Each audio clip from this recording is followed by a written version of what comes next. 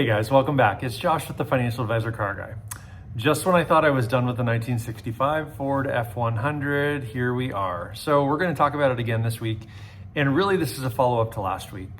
I left last week's video kind of with some closure saying that the truck was running beautifully. Well, we're several days later now, and I've driven the truck around a little bit. It's still struggling at idle. And so I wasn't really sure what the deal was. Well, after further investigations, I found yet another open valve underneath that, or another open port under my intake plenum. It's a little short, stubby one, and actually it had a piece of broken hose wrapped around it. So it just kind of like blended right in. I didn't even notice. And that is the source of my problem. So this time I spent a bunch of time on Google and I was looking, researching, trying to figure it out, and I couldn't get a straight answer. So I thought to myself, a lot of people have great success with ChatGPT. Maybe I should try it. So I literally keyed in what I asked ChatGPT, or what I needed, and asked ChatGPT. And you guys, I was floored with the results. So I took down a few notes, and I'm gonna go ahead and read some of this stuff to you, but kind of read the process behind it. And ultimately, I guess I'm gonna start at the end and tell you that now the truck is running beautifully. It idles much better. And I went way more in depth than I probably needed to, but it feels good to have this all done. So anyway, I'm gonna walk you through this. So essentially, during the week after driving the truck, after thinking I had solved the problem, I didn't hear a vacuum leak as much as I heard just noise. I don't know. I don't even know how to describe it, because that was actually one of the questions ChatGPT asked was, can you describe the sound? And honestly, it didn't sound the same as the plenum gasket leak where I could hear air kind of like sucking. This one was just a wide open hole, literally a port that if I put my finger into it or over it, it automatically killed the engine. Like it just died immediately. It didn't stall out or anything. It just killed it straight up. And you didn't really hear any sound until I went to block the hole.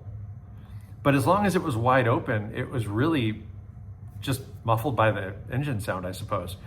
So I went first to, well, like I said, I did some Googling. I went to a Facebook forum, and you know what? This has a Mustang 5.0 high output motor.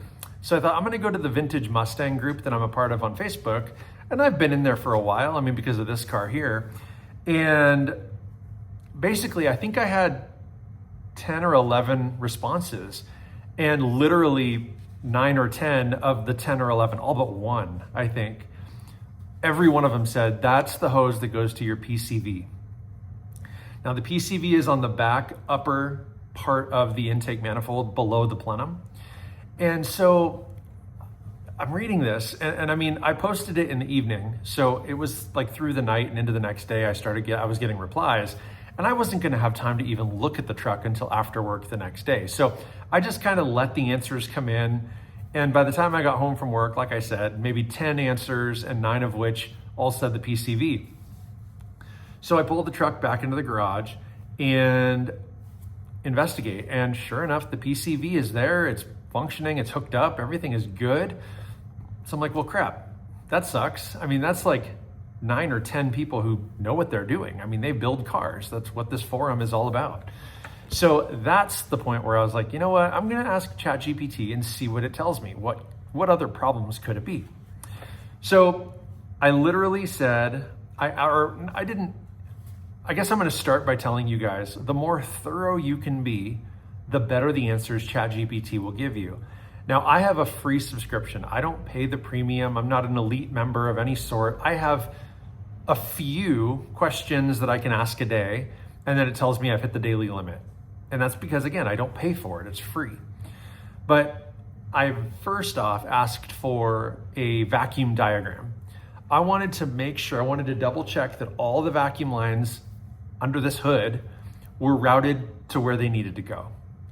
So it gave me a generic vacuum diagram, and it was fine. I mean, it basically gave me everything I could ever want from the standpoint of, hose 1 goes to here, hose 2 goes to brake booster, hose 3 goes to PCV, hose 4 goes to whatever, hose 5 capped, hose 6 whatever. And so, I mean, it was really cool. And it gave me it wasn't like a photograph or an image, but it gave me kind of a typed out diagram of the hoses. So that was pretty helpful. It told me the ideal setup, and it basically said it numbered all the ports on its diagram so that they coincided with what's on the plenum. And then it basically said port 1 should hook up here. Now, not to say that it can't be different, because vacuum is vacuum, right? It doesn't really matter at the end of the day, but it did give me the ideal routing for all the things. And then it asked a bunch of questions back, which I was fascinated by. So it's like, is this, an 87 to a 93 motor? Is it in a Mustang? Is it in a truck? Is it in this? Do you have a brake booster? Is it automatic? Is it manual transmission? Is it this? All these questions.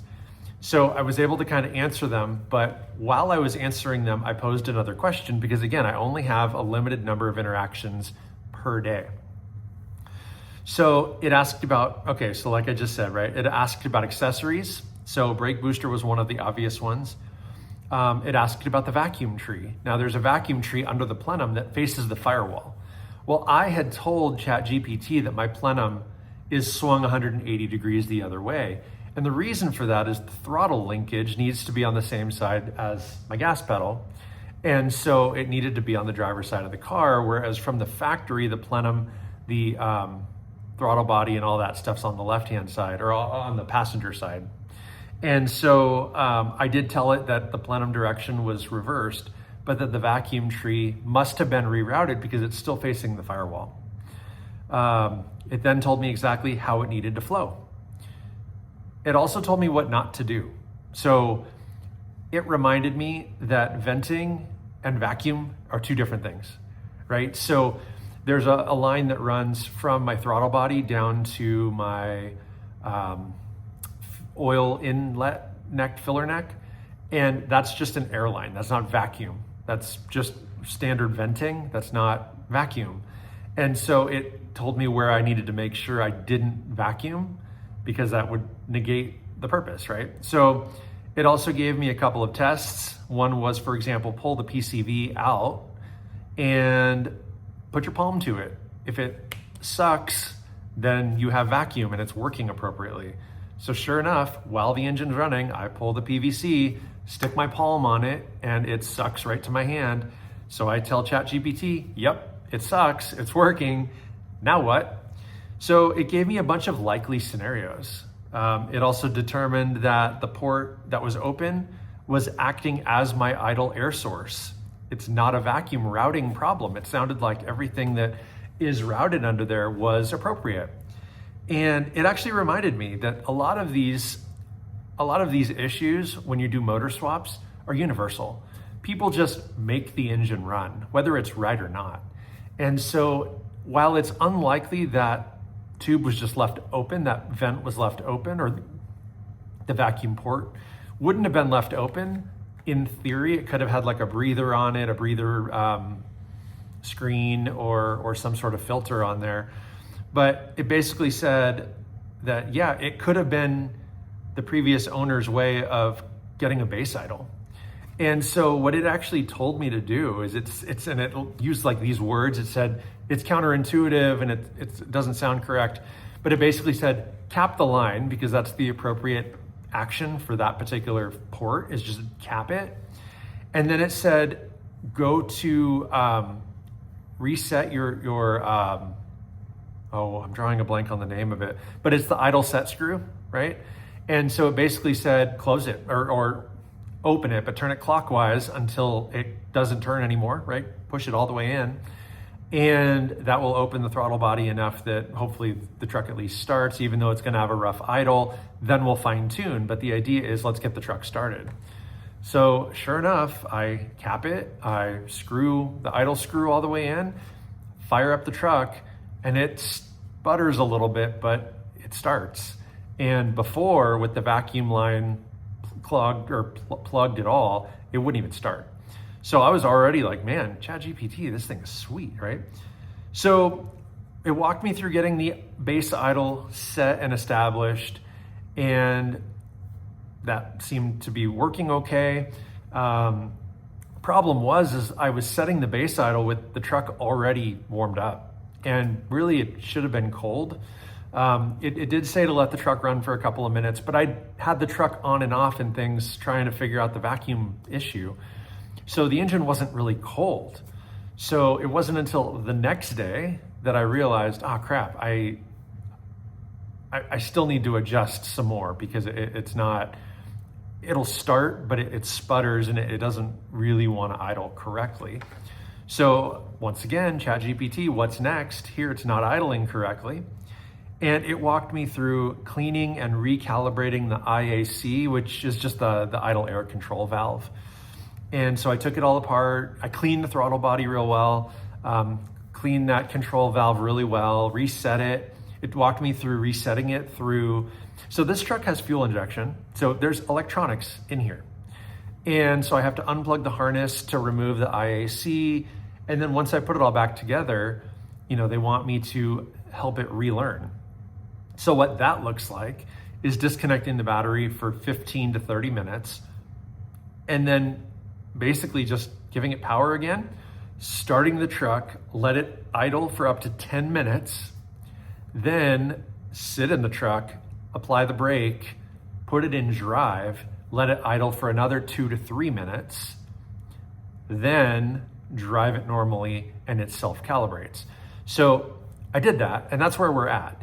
Now, the other thing it did tell me to do, so I did this, was check the timing. Now, my crank, I don't know, I had a really hard time finding the marker. So I have a timing light, and I'm not going to explain to you guys how to use a timing light, because if you know, you know, and if you don't, Google it. I'm not going to do that here, but the idea is I put it on cylinder 1, spark plug, shine the light right on the crank, and it actually looked really good. I couldn't exactly tell where the marker was. There's a little bit of a mark, and with the light strobing, it looks like it lined right up. I did turn my distributor a millimeter, something like that. Did it more on sound, honestly. Once I could see that my marker was pretty darn close, I kind of adjusted, and I don't know, good enough, I think. Anyway, here we are. Now it runs and drives, and I really do think that we're in better shape. So to close with that, it did say, yeah, check the timing. It gave me instructions how to use a timing light if I needed it. And then again, reminded me that all of these issues are incredibly common anytime you do an aftermarket motor swap into a vehicle where things aren't originally designed to go. So the point of this all is ChatGPT helped me troubleshoot an issue that if I had gone to a mechanic, if I had taken it to a shop, it would have probably cost me hundreds of dollars in labor. Some of it's just diagnosing, but taking off and cleaning the throttle body and the IAC and screwing around with the PCV and all the lines and all the things, right? Just time in general. Shops charge a couple $100 an hour.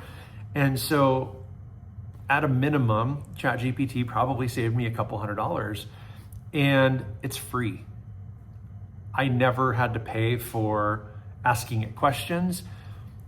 I guess my major advice to you guys would be just be very methodical in how you're asking your questions. Try to fit as much in as you can so that the answers it gives you are as complete and detailed as you would like.